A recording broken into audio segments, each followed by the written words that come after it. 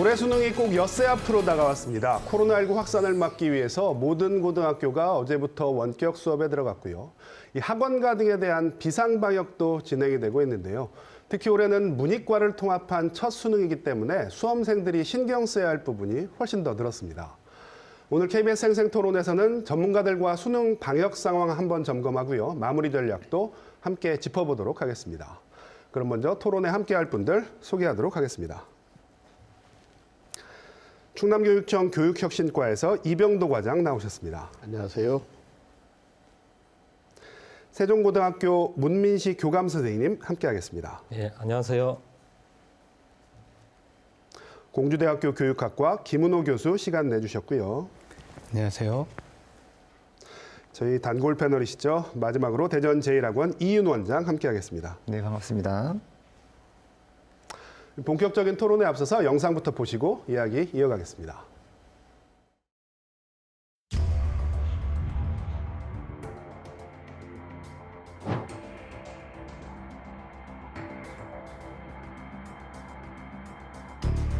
교육부는 정부 차원의 비상계획이 발동돼도 수능은 예정대로 치르겠다는 입장입니다. 또 최근 10대 확진자가 크게 늘면서 청소년 접종의 중요성이 부각되지만 강제할 계획은 없다고 강조했습니다.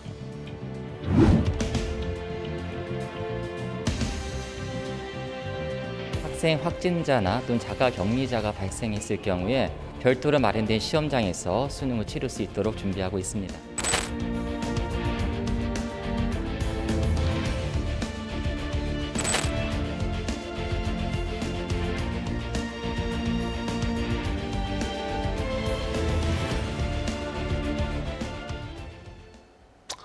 네, 수능이 꼭 6일 앞으로 다가왔습니다. 고3 수험생들 정말 떨리실 텐데요.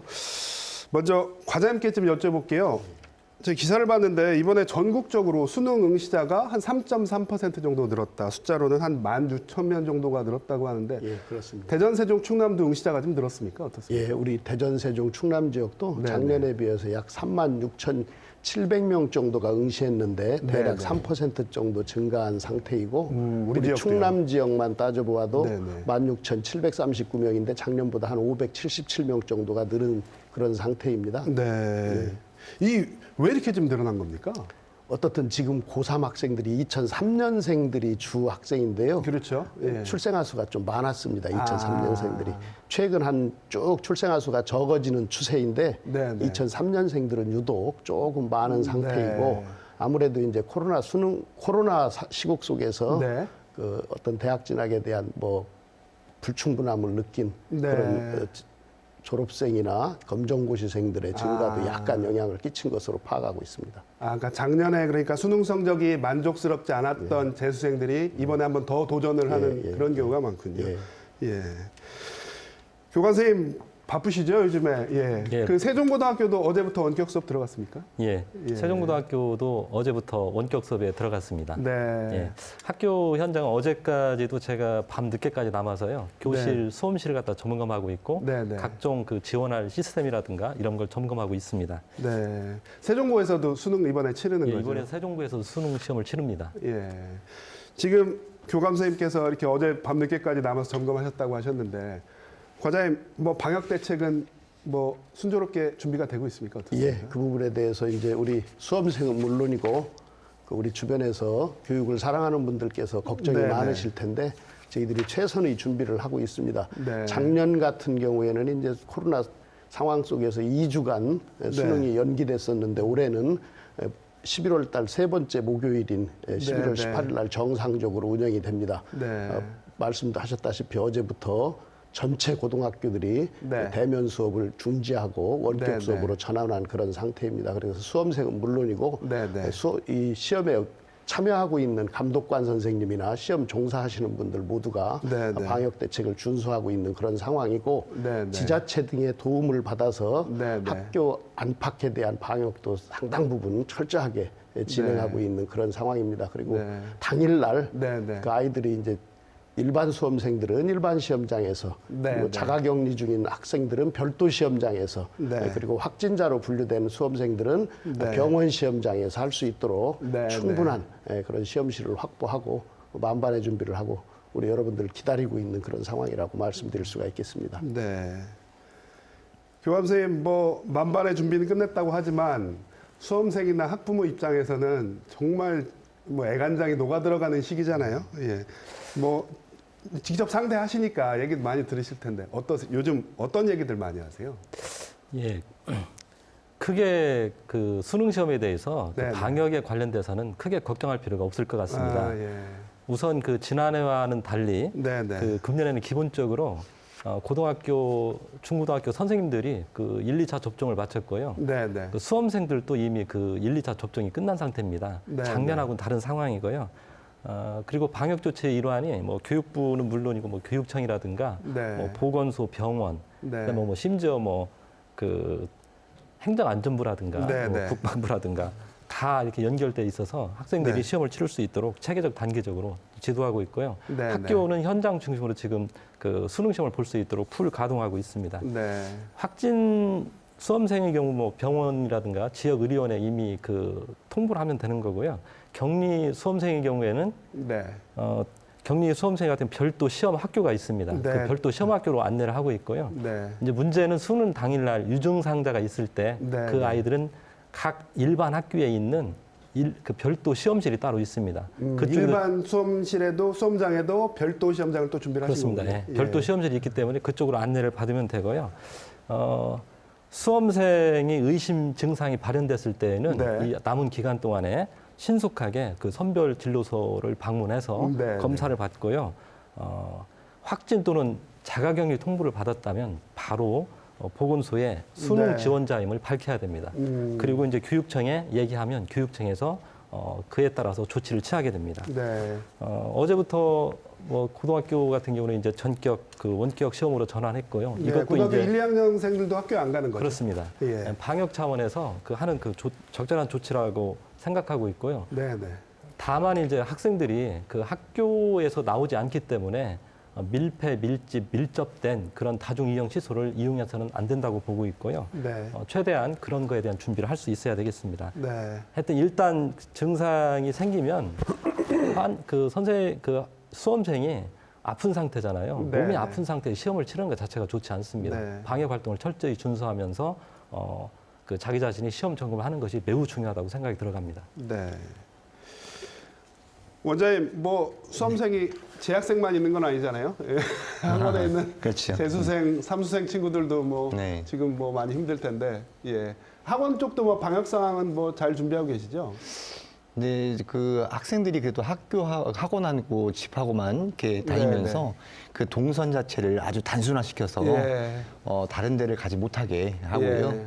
또 우리 학생들 자체가 네, 이미 올해 또 이렇게 또 재수를 하면서 네, 네. 꼭 반드시 원하는 대학에 가야 되기 때문에 네. 이 코로나 방역에 대해서 스스로가 철저하게 좀 지키고 있는 상황들입니다. 네. 아까 과장님께서 그 말씀 잠깐 하셨잖아요. 그 네. 작년 수능에 좀 불만족스러운 친구들이 재수를 좀 하는 경향이 있는 것 같다고 말씀하셨는데, 네네. 예, 그래서 좀 수능 응시 인원이 늘은 측면도 좀 있습니까? 실제 이번에 그 응시 접수 인원으로 보게 되면 네네. 작년보다 한 16,000명 정도 네, 네, 늘었는데 재학생들이 한 14,000명 정도 늘었고요. 네네. 재수생들이 한 1,000명 늘었거든요. 네네. 그런데 뭐 소폭 정도 증가했는데 네네. 요 학생들이 우리가 외형적으로 코로나 때문에 많이 학생들이 이제 반수라던가 네네. 뭐 재수를 할 거라고 생각했는데 네네. 그렇게 많은 학생들이 그렇게 하고 있지는 않고요. 네네. 단지 올해의 어떤 특성은 그런 어떤 반수나 재수를 하는 학생들 중에서 네네. 작년에 서울에 있는 주요 명문 대학을 네네. 다녔던 학생들 중에서 네네. 상당히 그 상위권 학생들이 다시 또 이렇게 의학 계열이라든가 이런 어떤 학과를 가기 위해서 그런 재수를 하는 그런 양상을 좀 보이고 있습니다. 아, 약학 계열이 올해부터 학부생을 뽑죠. 그런 네네, 것들이 그렇습니다. 영향을 줬다고 보면 될까요? 네, 약학 계열 또는 네. 의학 계열 네, 이런 네. 쪽에 다시 한번 도전하는 이런 상위권 학생들이 좀 많이 좀 보이고 있네요. 뭐 제가 그것도 네, 그것도 네, 있겠고 네네. 최근에 이제 정시 수도권의 상위권 대학을 중심으로 해서 정시 네, 네. 비율이 늘었기 때문에 네네. 더군다나 문이과 통합도 했고 네. 그래서 이제 이과 쪽으로 뭐 예를 들어 시험을 쳤을 때 수능 네. 고득점을 받을 수 있는 가능성이 높아졌다라는 언론도 나오고 그다음에 정시도 비율도 늘었으니 네. 재수생이 좀 더 유리한 정시에서 네. 좀 더 자기가 진학했던 학교보다 더 좋은 학교 혹은 원했던 학교로 가기 위한 어떤 전략적 선택 아닌가 이런 생각도 좀 듭니다. 그러니까 내신이 안 좋았던 친구들 중에 정시로 한번 네, 승부를 네. 다시 보겠다 이런 그렇죠. 친구들이 그러니까 공부 잘하는 학생들이 좀 수능을 다시 치는 경우가 많은가 보군요. 예, 올해 그 증가된 인원을 제가 한번 살펴보니까요. 네네. 자연 증가, 그 출생률에 따른 증가가 가장 큰 그 일단은, 원인이었고요. 예, 제가 봤을 때는 의치한 약학계열 있잖아요. 네, 그쪽 네. 정원이 한 1,500명 정도 그 이번에 정원이 늡니다. 아. 그래서 그쪽에 대해서 아마 그 일부 그 상위권 학생들 중에 네, 네. 공과대 다니는 아이들 중에 네. 오히려 의치한 약학계열로 아마 그거를 노리고 그 좀 그 상위권 학생들이 좀 네. 지원하지 네. 않았나 이런 생각을 해봤습니다. 저희가 흔히 메디컬 계열이라고 부르는데 이쪽 인기는 여전한가 봅니다. 네. 그게 과장님, 그 예. 졸업생뿐만 네네. 아니라 올해 그 우리 학교 학생들 중에도 상위권 학생들이 보면은 그 의치학 그 계열로 지원하는 경향이 상당히 높아졌습니다. 네. 과장님, 뭐 지금 잠깐 그 수험생 늘은 얘기 했었는데 일단 수험생들 이제 수능 엿새 남았잖아요. 예. 수능 앞두고 유의사항 어떤 점들이 있는지 이것도 한번 저희가 좀 짚어봐야 될 것 같거든요. 예. 당일날 이런 거 반드시 지켜야 된다 하는 거 어떤 것들이 있습니까? 예, 어떻든 뭐 이제 개인적으로 보면은 몸 관리를 잘하는 것, 즉 그렇죠. 건강 그게 관리를 제일 잘하는 게 중요하겠죠. 최우선이라고 생각합니다. 그러면서도 또 차분하게 마음 관리하는 것, 네, 그리고 네.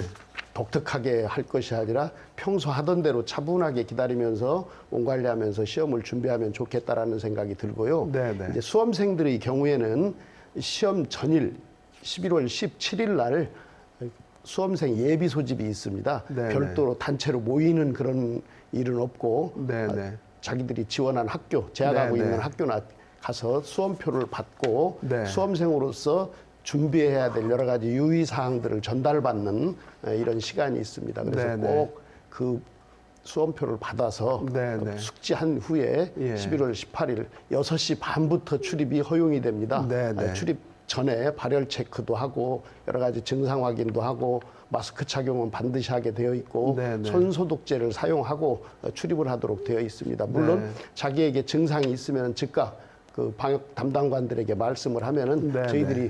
온갖 기관들끼리 한 라인이 구축되어 있어서 네, 그 다음부터는 아이들이 걱정하지 않고 다 우리들이 알아서 할 수 있는 그런 시스템이 되어 있습니다. 그래서 안심하고 네. 자기의 상태를 정확하게 말씀만 해주시면 예. 되겠습니다. 예. 마지막까지 좀 잘 좀 준비해 주시기를 예, 부탁드리겠습니다. 교감선생님, 올해는 또 작년엔 학생들이 이제 칸막이를 놓고 시험을 치렀잖아요. 근데 제가 보도를 봤더니 올해는 또 칸막이가 없다고 하더라고요. 예, 그렇습니다. 달라진 점이 있다면 또 주의해야 될 점이 있다면 뭐가 예. 있겠습니까?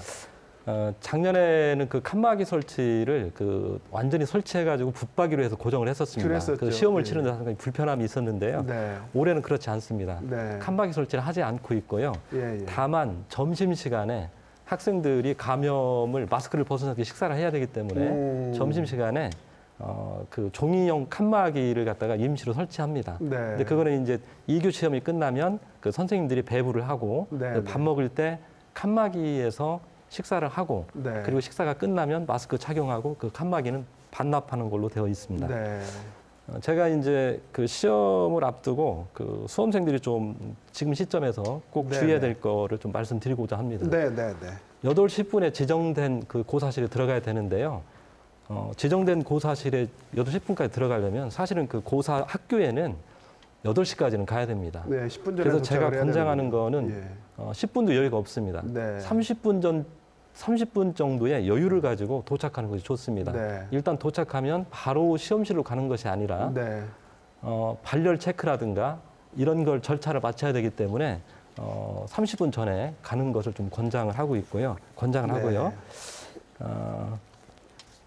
꼭 가기 전에 수험생 유의사항이라고 하는 동영상이 있습니다. 네, 네. 그거를 꼭 좀 보시고 네, 네. 그 시험에 응하셨으면 좋겠습니다. 네. 그리고 이제 달라진 것 중에 여러 가지가 있는데 한국사 같은 경우는 작년에는 답안지를 탐구형하고 같이 했었는데 네, 올해는 네. 답안지가 분리됐다는 점들 네. 있으니까 그런 자세한 안내사항을 꼭 좀 네. 참고했으면 좋겠습니다.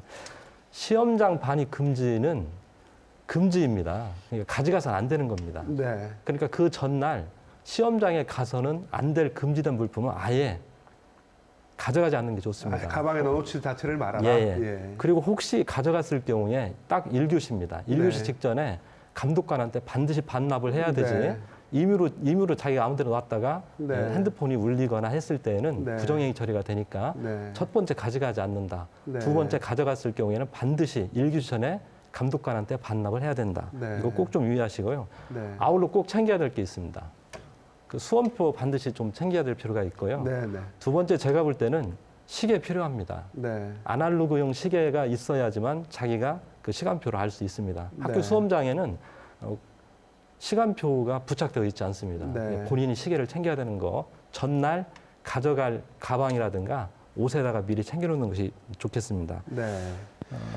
그런 준비물들을 잘 챙겨야 될 것 또 같습니다. 한 가지 예. 점심시간 같은데 식사하고 긴장이 풀리면서 쉬는 시간 같은데 책을 본 다음에 네. 그 책을 자기도 모르는 사이에 책상 안에 집어넣는 경우도 있습니다. 그렇죠. 이렇게 되면 이것은 그 부정행위로 처리될 수 있으니까 네. 반드시 쉬는 시간, 점심시간 보았던 책이라든가 메모지 같은 경우는 앞쪽으로 반납을 할 수 있도록 해야 합니다. 네.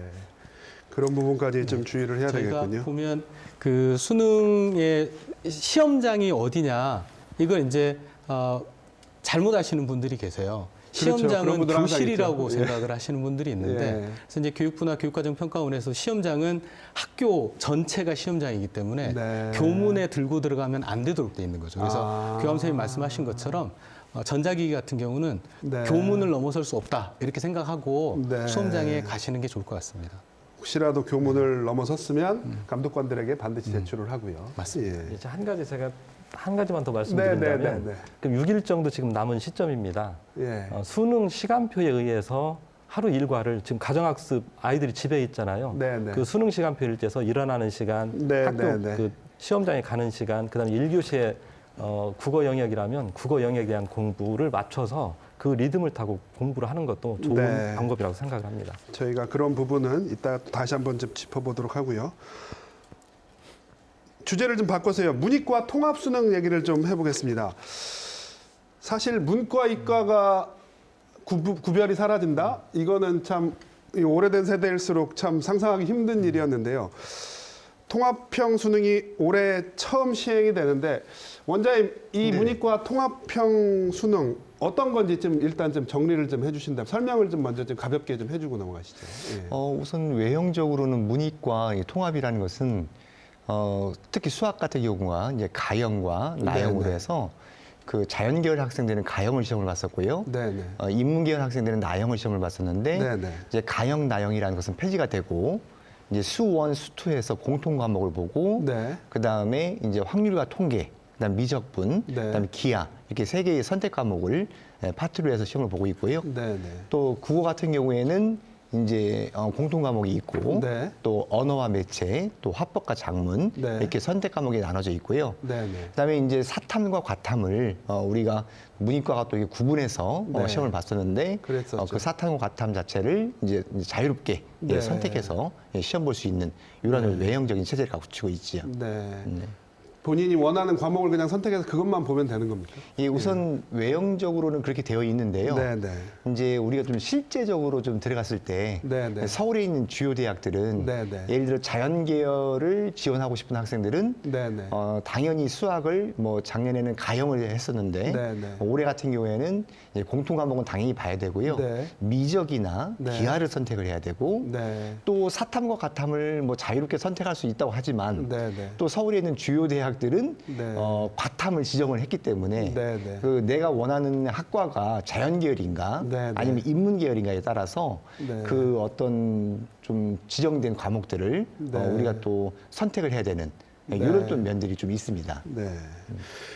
교수님, 뭐 이 문이과 통합 수능이라는 게 저희가 고교 학점제로 가는 어떻게 보면 시작이잖아요. 2025년인가요? 이제 고등학교도 지금의 대학처럼 본인이 원하는 과목을 찾아가서 수강을 하는 그런 형태로 가는 방향은 맞다고 보세요. 어떻게 이게 참 이 수험생들 혼란스러울 수도 있을 것 같거든요. 예, 예. 예, 사실은 고등학교에 들어가서 내가 문과냐 이과냐를 정하는 게 보통 고등학교 1학년 때 정했었죠. 굉장히 전통적으로 네. 저희가 수십 년 동안 해온 네. 방식이죠. 예, 예. 근데 그동안에 저희가 고등학교 들어가는 전 단계에서 진로 교육이 얼마나 잘 됐는지 한번 돌아봐야 되는데요. 네, 네. 고등학교 1학년에 들어가서 내가 문과냐 이과냐 그리고 그 문과 이과의 그때의 선택이 네. 대학의 입학에 영향을 미치고 그 진로에 영향을 미치는 평생 거거든요. 영향을 줬죠. 네. 예, 예. 근데 그게 만약에 구체적으로 명확하게 정해져 있지는 않은 학생들 입장에서는 네, 네. 2학년 때, 3학년 때 언제든지 바뀔 수 있는 거고 네, 네. 또 그거에 따라서 자기가 대학이나 진로가 바뀔 수 있는 건데 네, 네. 한 번의 결정으로 그게 칸막이가 생긴다는 거는 네. 학생들 입장에서 굉장히 고부담일 수도 있고요. 네, 부모님도 네. 마찬가지죠. 예, 예. 그래서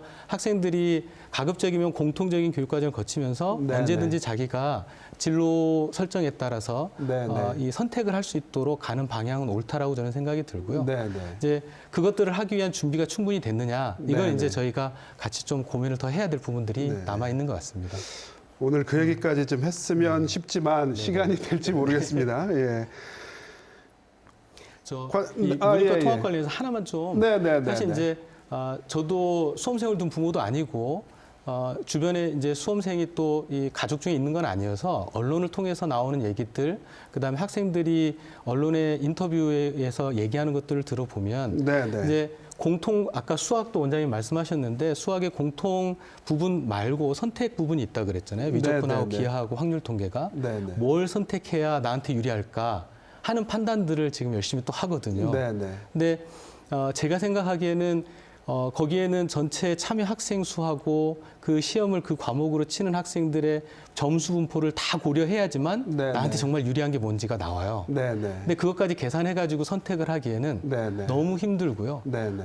그러다 보니까 자꾸 이제 정보가 부족하니까 학교에 선생님께 여쭤보면 선생님도 답하기 어렵고 네. 학원을 찾게 되는 거 아닌가 이런 생각이 드는데 네, 네. 더 중요한 거는 자기가 그 위에 있는 공통 부분을 얼마나 내가 거기에서 실력 발휘를 하느냐가 더 중요하고요. 네. 그 다음에 선택 부분은 개인이 어떻게 가늠해가지고 갈 수 있는 부분이 아니라서 네. 그 고민하는 시간에 차라리 자기가 할 수 네. 있는 부분들을 좀 더 집중하는 게 좋지 않을까 이런 생각이 듭니다. 제가 좀 꼼수가 통하지 않는다고 봅니다. 예. 예, 제가 조금 그 질문 제가 드리고 좀 넘어갈게요. 6월하고 9월에 모평이라 그러나요? 모의평가를 한번 봤습니다. 예. 그때 과장님, 이 교감 선생님께도 여쭤볼 건데, 그때 학생들 한번 이미 치러봤는데 분위기가 어땠습니까? 이 질문은 어떻게 교감 선생님 먼저 얘기해 주실 게 있어요? 그 분위기가 구체적으로 어떤 분위기를 그러니까 말씀하세요? 6월하고 9월에 예. 모의평가를 보셨잖아요. 예. 그때 이제 학생들 반응이 참 혼란스럽기도 하고 아까 말씀하신 것처럼 선택을 뭘 해야 될지도 참 어렵고요. 예. 어떻게 교육 현장에서 이게 잘 정착이 되고 있는 건지 그 부분이 좀 궁금하거든요. 제가 볼 때는 이제 그 선택이라고 하는 것이 네네. 당시의 기준으로 선택을 하는데 아이들은 성장하면서 자꾸 바뀝니다. 네네. 그러다 보니까 자기 자신을 선택한 것이 맞지 않는다는 걸 알게 되면서 더 혼란스러운 것도 있고요. 네네. 또 이제 본인이 흥미나 적성을 가지고 어떤 선택을 했는데 이것이 이제 그 수능에 의한 그 모의고사에 의한 점수가 잘 나오지 않을 경우에 네네. 아이들은 이제 그런 거에 대한 혼란이 좀 있습니다. 네. 그리고 또 대학에서 아까도 이제 그 원장님 말씀하신 바대로 58개 대학이 그 선택 과목을 지정합니다. 네네. 그러면은 그 이과 쪽으로 갈 아이들 같은 경우는 그 유리하게 하기 위해서는 기하라든가 미분 적분을 할 수밖에 없습니다. 네네. 그러니까 그런 거를 해야 되는 그런 상황이 온 거죠. 네네. 그러니까 입시라든가 이런 걸 고려하지 않고 선택을 한다는 게 고등학교에서 있을 수 없는데 고교학점제는 기본적으로 학생 개인의 선택 존중이라고 해가지고 그렇게 네네. 자꾸 얘기하지만 학생들은 본인이 선택한 거에 대해서 학교에서 어려움은 그렇습니다. 네. 1학년 때 선택한 것이 2학년 때 시험을 치르면서 아이들이 바뀝니다. 네. 그럼 선택 과목을 시험 보고 나서 바꿔달라. 네. 그렇게 해서 교육 과정을 선생님들이 배정하고 하는데 상당히 많은 어려운 점들이 있습니다. 네. 아직 과도기라서 좀 교육 현장에서 혼란이 좀 적지 않은 모양입니다. 네, 그렇습니다. 예. 그러니까 근데 사실은 이게 고교학점제 아까 말씀을 주셨는데 네, 자연스럽게 네. 고교학점제를 그냥 여기서 얘기하는 게 낫지 않을까 싶기도 한데요. 이 부분에서. 네네. 근데 이제 저희가 대학 입장에서도 제일 걱정을 하고 있는 것 중에 하나가 고교학점제가 진행이 되면 과목들이 다 선택이 달라지고 네. 그 달라지는 안에서의 성적을 상대평가로 낼 거냐 네, 네. 각 과목 안에서의 절대평가로 낼 거냐 결국엔 절대평가로 가야 되는 거거든요. 네, 네. 근데 그 절대평가의 기준점이 어디냐 네. 이게 지금 명확하지가 않기 때문에 네. 자꾸 이제 어느 과목을 선택해야 네. 인원이 거기에 좀 몰리고 내가 그 네. 안에서 내신을 따기에 인원이 많아야 어떻게 됐든 내가 1등급에 들어갈 확률이 높아지는 거잖아요. 네. 그러니까 지금은 어느 정도 수준 이상이면 네가 그 과목을 패스하거나 우수한 성적을 거둘 수 있어, 우수한 학생으로 인정받을 수 있어 네, 하는 네. 기준이 논의가 되지 않고 그냥 그 어떤 과목을 선택했느냐, 그 안에 몇 명이 있느냐에 따라서 상대 평가 비슷하게 등급이 매겨지다 보니까 네, 네. 고교학점제로 갔을 때도 이게 그렇게 가는 건지 네. 아니면 각 과목별로 성취 기준이 나와서 내가 어느 과목을 선택하더라도 잘하는 과목, 흥미로운 과목을 들어가서 이 어느 정도 수준을 획득하게 되면 내 실력을 인정받을 수 있는 건지 네. 여기에 대한 불안감들이 해소가 되지 않기 때문에 자꾸 눈치 작전을 하게 되고 네. 그게 고교학점제까지 이어질까 봐 걱정하는 부분은 좀 있습니다. 네. 지금 말씀해 주셨으니까 그 부분도 뭐 이게 고교학점제가 완전히 정착이 되면 모르겠습니다만 지금은 과도기잖아요, 일종의. 그러니까 이번 시험을 딱 놓고 봤을 때는 문과가 불리하다. 이런 얘기가 계속 나오고 있거든요. 그러니까 이과 학생들이 문과로 이제 교차 지원을 할 수 있는데 이과 학생들은 수학을 잘하잖아요, 기본적으로. 그러니까 높은 수학 성적을 가지고 문과생들과 경쟁하게 되면 문과생들이 불리할 수밖에. 이런 우려를 뭐 언론이나 많은 전문가들도 제기를 합니다. 이 부분 어떻게 보세요? 이 부분은 우리 뭐 원장님부터 얘기를 좀 저희가 다 들어볼까요? 예, 원장님 문과가 네네. 불리합니까? 어떻습니까? 우선 이제 우리가 문과, 이과가 이제 예. 뭐 통합이 되었다고 하지만 네, 네. 역시 서울에 있는 주요 대학들은 네, 네. 당연히 그 미적이라든가 기하 예, 또는 예. 이제 과탐을 선택을 해야지만이 지원이 가능하기 때문에 네, 네. 그 리그가 다르다고 그러죠. 네, 그래서 실은 이과 쪽에서 제가 자연 계열 쪽에서 뭐 반도체 학과라든가 뭐 여러 가지 어떤 신생 학과들이 많이 생기고 네, 네. 또 인원도 이제 문과 계열보다는 이제 자연 계열 쪽에 좀 더 뽑는 인원들이 좀 더 많이 좀 증가를 했습니다. 네. 그러다 보니까 자연 계열 쪽의 학생들이 지원하기가 좀 상당히 좀 수월해졌고 네, 네. 또 거기다가 그 이번에 문과 이과가 이제 통합이 되면서 네. 그 수학을 이제 이 가형과 작년처럼 얘기한다면 가형과 나형을 보는 친구들이 합산을 해서 네, 네. 이제 성적이 이제 나오다 보니까 그 올해 같은 경우에는 미적을 본 친구들이 네. 상당히 수학을 좀 더 확률과 통계를 본 학생보다 잘하기 때문에 네.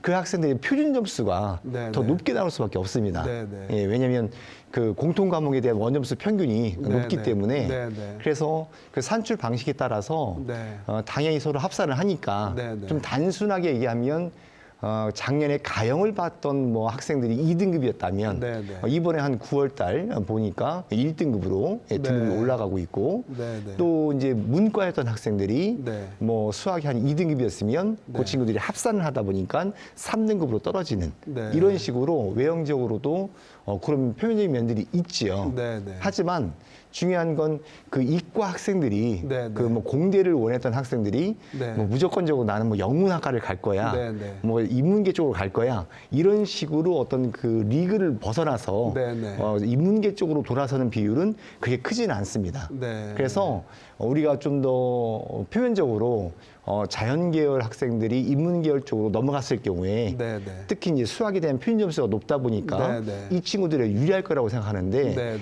실제로 보게 되면 뭐 서울에 있는 주요 대학들은 국어와 수학에 대한 반영 비율이 네, 한 네.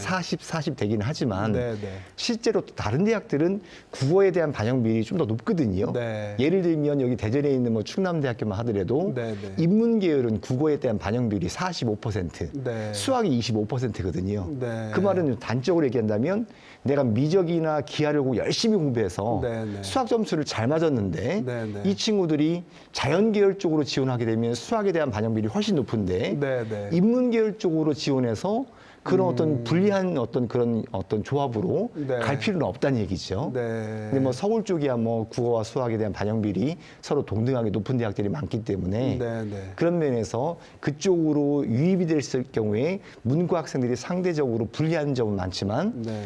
그런 어떤 학생들의 어떤 유입은 많지는 않을 것으로 그렇게 예상이 됩니다. 네. 말 나온 게 그 부분도 영어 같은 경우에는 절대 평가로 바뀌면서 네네. 이제 뭐 영어 열풍 좀 사그라들 것이다라고들 이제 전망들을 많이 해 주셨는데 영어 같은 경우에는 어떻게 보세요? 그럼 영어 같은 경우는 좀 변별력이 예전보다 많이 줄어들까요? 아니면 영어도 좀 주요한 과목으로 여전히 남아 있을까요? 어떻게 보세요? 영어가 작년에 그 12% 이상 네, 네. 그 1등급 비율이 나와서 네, 네. 정말 영어에 대해서 좀 상당히 좀 상대적으로 학생들이 좀 뭐랄까 공부를 좀 게을리하는 네, 네. 이런 면들 좀 보였습니다. 네, 네. 저희 같은 경우는 재수생들이 있으니까 예, 예. 뭐 누구나 또 1등급 정도는 맞을 수 있지 않는가. 또는 네. 공부를 뭐 조금만 해도 2등급까지는 맞지 않을까. 네. 뭐 이런 생각을 했는데 이번에 그 6월달, 9월달 보니까 네, 네. 뭐 거의 5%대, 네, 이번 네. 9월달 같은 경우는 4%대 네. 이 정도의 그 지금 1등급 비율이 나왔거든요. 그러니까 상당히 좀 상대평가할 때하고 거의 비슷한 네. 이런 비율로 나왔고요. 네, 네. 또 그 EBS 연계율이 떨어지다 보니까 네, 네. 직접 연계가 7문제에서 8문제가 나왔었는데 네, 네. 그 직접적인 지문들이 안 나오고 네. 간접 연계로 이제 나오다 보니까 조금 더 그 영어에 대한 부담감이 네. 상위권 학생들한테는 좀 있고요. 네. 뭐 중하위권 학생들은 영어에 대한 환산 점수가 뭐 높지가 않기 때문에 네, 네. 영어에 대해서 상대적으로 그 중요성을 못 느끼지만 네. 상위권 학생들 같은 경우는 특히 의학 계열 같은 경우에는 네. 영어가 1등급이 아닐 경우에는 네. 지원 자체를 못하거나 네. 상당히 불리한 경우가 있거든요. 네. 이런 면들 때문에 그 영어에 대해서 좀 더 집중적으로 공부하는 그러니까 네. 상위권들은 좀 더 집중적으로 영어를 공부하는 반면 좀 중하위권들은 영어에 대해서 좀 더 소홀히 하는 네. 이런 양상을 좀 보이고 있습니다. 뭐 글쎄요, 제 나름대로 결론을 내려보면 국영수 역시 안 중요한 과목은 없구나 그냥 이런 생각이 드는데요. 예, 교수님 과목 선택에 따른 유불리 우려 이 부분 어떻게 보십니까? 예, 사실 저희가 이제 입시 대입 얘기를 하다 보면 대부분 다 예. 상위권 대학, 서울로 누가 가느냐, 뭐 서울대 연고대 그걸 누가 많이 가느냐, 따지죠. 거기만 자꾸 예, 얘기를 하니까. 예, 예. 근데 이제 그쪽 대학들은 이미 뽑을 때 아까 말씀하신 것처럼 수학 과목에서도 어느 이 선택 과목으로 제한을 해놓고 네. 한 건데 그 외에 나머지 대학들은 그렇지 않은 경우들 중하위권 아이들이 가는 중간 학교들은 그렇지 않은 경우들이 많이 있으니까. 네, 네. 근데 그러다 보니까 이제 더 고민이 되는 거죠. 어느 네. 걸 선택하는 게 나한테 유리할지. 근데 이제 아까 말씀드린 것처럼 그게 학생 간의 편차가 굉장히 큰. 저도 그래서 제가 보기에 문과 애들 선택하는 확률과 통계가 등급이 환산 점수로 갔을 때 낮아지는 게 아마 그 안에서 학생들 간의 편차가 굉장히 크기 때문에 네, 네. 변환 점수로 가는 과정 중에 네. 그게 아마 전체 그 등급 점수를 낮추는 네. 영향을 미치지 않을까 이런 생각이 드는데요. 네. 제가 생각하기에 그 과목 선택에 통해 가지고 아주 예리하게 찍어 가지고 네. 유리한 데를 찾아서 올리는 점수보다 네. 공통으로 하는 게 지금 70%인가요? 그렇죠. 거기를 네. 만점 맞는 게 오히려 본인한테는 훨씬 더 좋은 전략이지 않을까 이런 생각이 네. 저는 드는 거예요. 이 부분과 관련해서는 한 네, 말씀 네, 네, 교육 정책에 이제 관여하고 있는 입장에서 네, 말씀을 네, 드리면은 지금 2022 수학 능력 시험에 대한 제도가 네, 대입 제도가 사실은 지금 정부가 2017년도에 출범해서 네. 하루아침에 결정한 정책이 아니고 약 네, 네. 1년 정도의 공론화 과정을 거쳐서 네. 결정한 겁니다. 그러다 네. 보니까 어떻든 입시제도라는 것이 이해관계가 좀 충돌하고 하니까 나에게 그렇죠. 유불리를 따질 수밖에 그럴 수밖에 없지만 없죠. 네. 전체적인 흐름 속에서는 네. 저는 가는 방향은 맞다라는 맞다. 생각이 들고 네, 네. 언론이 되었든 아니면 우리 입시 관련 전문가가 되었든 학교에 계신 선생님들이나 저희들 같은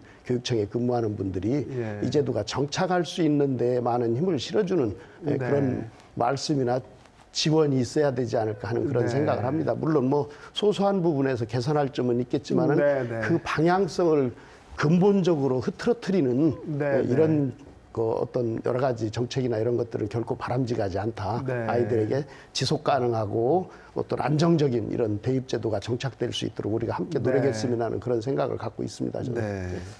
고교 예. 고교 학점제하고 대학 입시를 같이 논의하면 네, 네. 이거는 제가 볼 때 학교 현장이 가장 혼란스럽습니다. 네, 네, 네.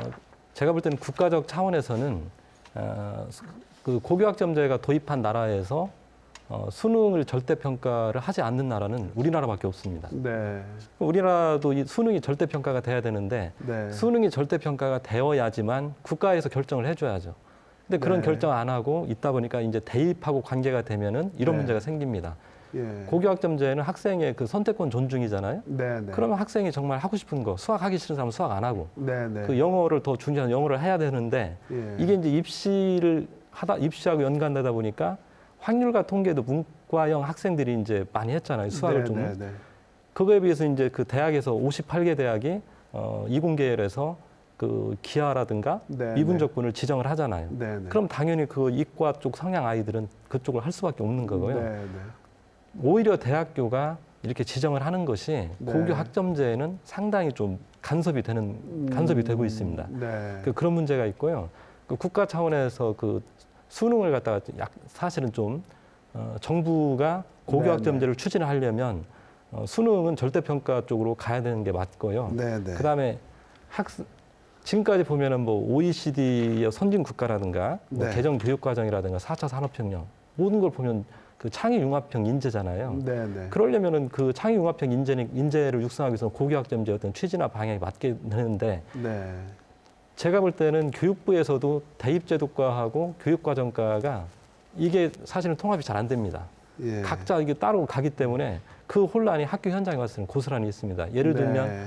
학생들한테 그 선택 과목을 다양하게 하라고 메뉴판을 쭉 벌려줍니다. 네. 그리고 선택을 하면 나중에 보면 이제 학교의 교사 수급이 한계가 있잖아요. 네, 네. 그러니까 과목을 설강할 수 없는 경우가 생기게 됩니다. 네. 그다음에 또 소인수 과목을 하다 보면은 교실이 다양해져야 됩니다. 네. 그러니까 획일적인 뭐 40명 강의실이 아니라 20명 강의도 있고 10명 강의도 있고 경우에 네, 따라서는 네, 100명 수준 있어야 되는데 네. 현재 고등학교 시설은 그런 게 되어 있지 획일적이죠. 않습니다. 예.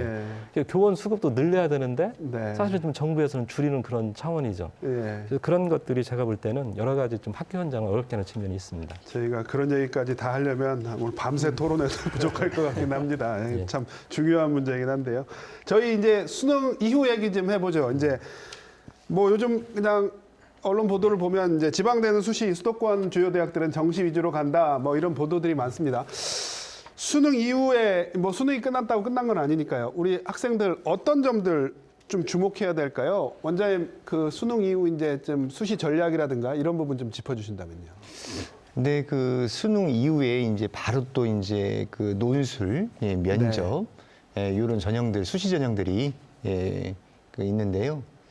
그 우리 학생들이 실제적으로 수능에 좀 올인을 하다 보니까 네, 그 네. 수시 원서는 써놨지만 네, 네. 수시에 대한 대비를 좀 할 수 있는 시간들은 별로 없었습니다. 네. 실제적으로. 그렇죠. 네, 그리고 또 논술 문제도 좀 상당히 좀 어렵고요. 그리고 또 구술 면접도 심층 면접 같은 경우에도 상당히 고난도의 문제가 나오기 때문에 좀 대비하기는 상당히 쉽지는 않고요. 네, 네. 하지만 그런 문제들 자체가 완전히 별개의 문제가 아니라 수능에 심화된 네, 이런 네. 문제이기 때문에 또 수능 공부를 열심히 한 친구들한테는 상당히 유리하고요. 네, 네. 그래서 그 각 대학별 이제 그 기출 문제 유형들을 좀 파악하는 게 제일 좀 중요한 것 같고요. 네, 네. 그러다 보니까 그 대학들의 이제 입학처에 들어보시면 그 작년의 기출 문제들에 네. 대한 자세한 유형과 네, 특히 네. 또 이제 그 채점 방식에 대해서 네. 자세히 나와 있거든요. 네. 그래서 그 키워드를 중심으로 네. 어떻게 논술을 쓰고 또 어떻게 면접을 하는 것이 네. 훨씬 더 유리한 어떤 점들인가를 좀 파악을 해서 네. 면밀히 파악을 해서 이 짧은 기간 동안에 네. 그 각 대학별로 그 유형들을 파악하는 것이 정말 중요한 것 같고요. 네. 그다음에 그 면접 같은 경우도 마찬가지로 지금 뭐 비대면 면접 네, 하는 네. 방법도 있고요. 또 예, 예. 업로드를 시켜서 하는 방법도 있는데요.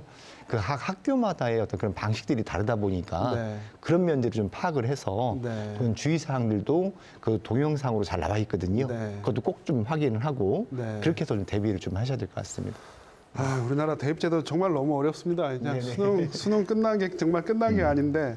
네, 제가 아까 교수님 앞서 잠깐 말씀드렸는데 이제 지방대는 수시 중심으로 가고 서울 주요 사립대들 뭐 수도권 대학들은 정시 위주로 가는데 이게 어떻게 바람직한 방향이라고 보십니까? 이게 또 네. 어떤 양극화를 걱정하는 목소리도 꽤 나오거든요. 예. 네, 그동안의 전반적인 방향은 정시보다는 수시를 늘려가는 방향으로 저희가 대입제도를 끌어왔죠. 네. 근데 이제 지난 이번에 어떤 이제 그 조국 자녀 문제가 좀 터지면서 그렇죠. 정부로서는 어떤 제스처든 취해야 되는 상황이 됐고 네, 네. 그게 이제 수도권 대학 중심의 정시 비율 확대로 나타난 건데요. 네, 네. 수도권 쪽에서는 정시 비율을 높이더라도 손해 보는 게 별로 없습니다. 왜냐하면 네. 학생 모집에 자신감이 있거든요. 네, 네. 그리고 수시를 통해서 학생을 모집을 했을 때 학생들이 만들어내는 포트폴리오가 대부분 다 학생들이 만드는 거겠지만 일부는 과장된 것도 있고 그것들을 네. 잡아내지 못하면 정말 좋은 학생을 못 뽑는 경우들이 있어요. 네, 근데 네. 이제 전통적으로 우리 대학들이 내신 성적이 높고 수능 성적이 높고 이런 학생들이 우수한 학생 이런 판단 기준을 가지고 있었기 때문에 그렇죠. 정시로 학생들을 뽑는 건 제일 확실한 거죠. 그 대학들이 네. 봤을 때. 근데 지방대는 정시를 선택을 못하는 게 학생 수가 지금 많이 감소했기 때문에 수시를 통해서 빨리 붙잡아놔야 되거든요. 네. 그래야 되는 상황이라 정시로 못 가는데 네. 수도권 대학은 그렇게 가더라도 어차피 학생 확보에는 어려움이 없다고 판단하기 때문에 네. 본인들이 좀 더 정확한 기준으로 학생들을 뽑는데 수월한 정시 네. 쪽의 확대를 그렇게 반대하지는 않는 것 같아요. 네. 그래서 그 정시를 늘려가는 게 저 개인적으로는 수도권 대학한테는 유리할 수 있겠지만 네, 네. 고등학교 3년 동안에 정말 공부해야 될 이유나 목표를 찾고 하는 학생도 있지만 네. 그 시점이 고등학교 1학년이 아니라 2학년, 3학년일 수도 있거든요. 네, 근데 네. 그 학생들한테는 자기가 그 꿈을 찾아가는 과정이라든가 진로를 찾아가는 과정이 굉장히 의미가 있는 거예요. 네. 그래서 그 내용을 들여다보고 아 얘가 꿈을 찾았구나. 우리 과가 꿈이고 이쪽 전공이 꿈이라고 하면 그 학생들한테 기회를 줘야 되는데 네, 네. 정시가 확대가 되면 그 학생들한테 기회가 없는 거거든요, 사실은. 예. 그래서 이제 저는 개인적으로는 정시보다 수시가 좀 맞지 않겠느냐라는 생각은 네. 하지만 뭐 이제 수도권 지방 이렇게 이제 전략적인 선택들을 지금 하고 있다 이런 생각이 좀 듭니다. 사실 수시가 늘어난 건 어떤 교육 과정의 정상화, 고교 생활의 정상화 이것 때문이었잖아요. 근데 공정이라는 이름으로 이 또 좀 다시 좀 흔들립니다, 판이. 예, 그렇습니다. 예. 이건 예. 과장님은 이 부분은 패스하시겠습니다. 네, 저기 교감 선생님께서 말씀해 주신다면 예. 그 수시는 공정하지 않고 네, 네. 그 수능은 공정하다라고 하는 거는 제가 네네. 볼 때 정말 학교 현장에서 봤을 때는 네네. 정말 맞지 않는 거라고 저는 생각을 그렇게 합니다. 생각하십니까? 예. 저는 진학 쪽에 한 20년, 30년을 네네. 보내온 사람인데요. 예를 들면 정시가 정말 수능이 공정하다고 하면 네, 삼수생, 사수생들 같은 경우는 3학년 과정을 3년을 한 겁니다. 네.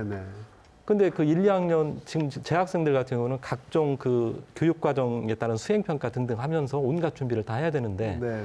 그 수능을 처음 하면서 이것저것 해야 되는 재학생들하고 그냥 수능 정시만 올인하는 학생들하고 네, 절대 네. 그 공정한 게임이 될 수가 없다고 저는 생각을 네. 합니다. 그래서 정시는 재수생, 삼수생들 이런 사람한테 유리하고 재학생들한테 불리한 전형이라고 하는 게 제가 볼 때 그 맞는 거고요. 네.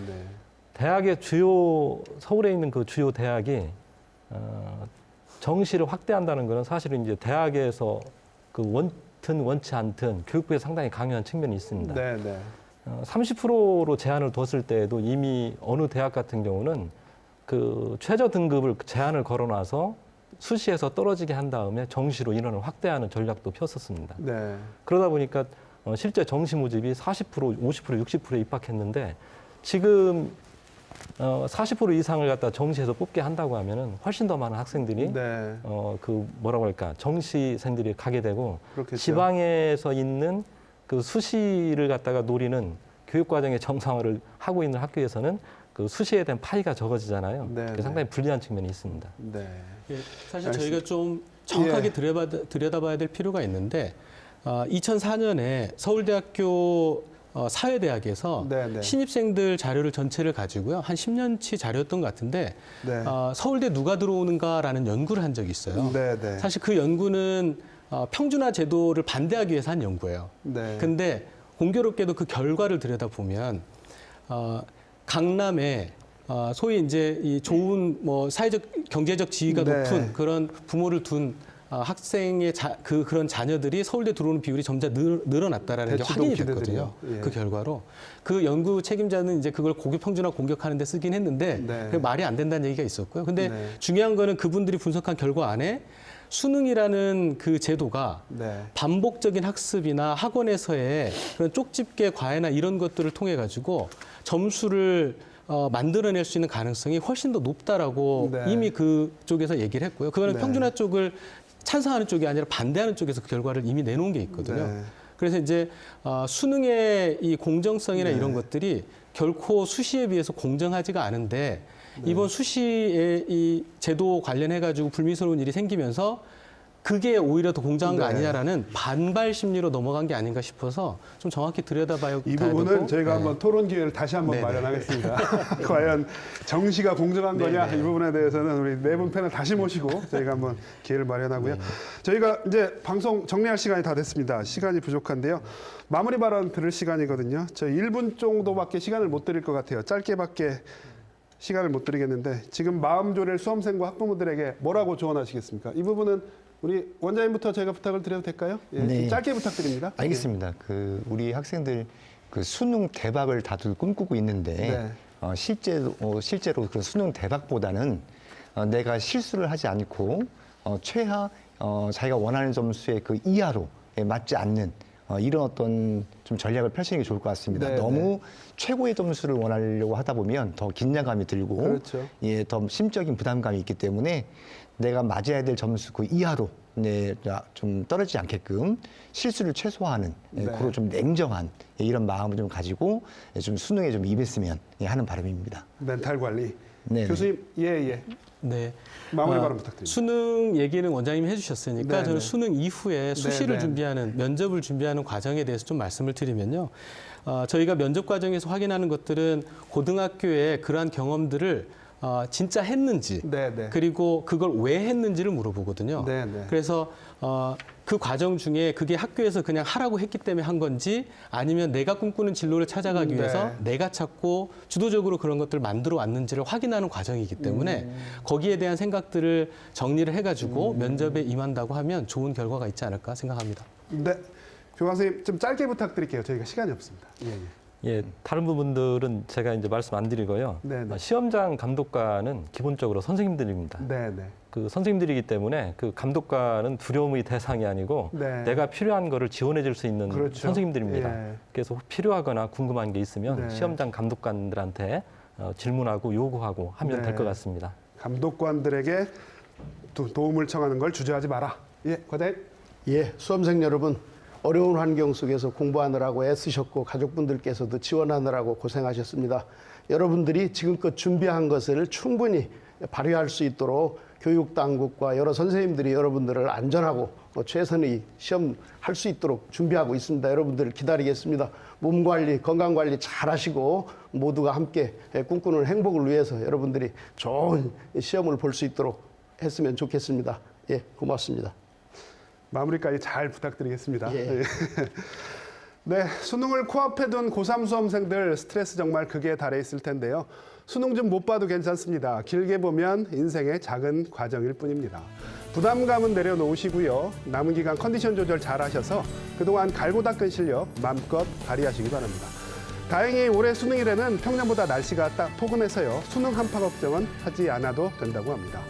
KBS 생생토론 여기서 마칩니다. 토론 준비해 주신 네 분 모두 고생 많으셨고요. 시청해 주신 여러분 고맙습니다.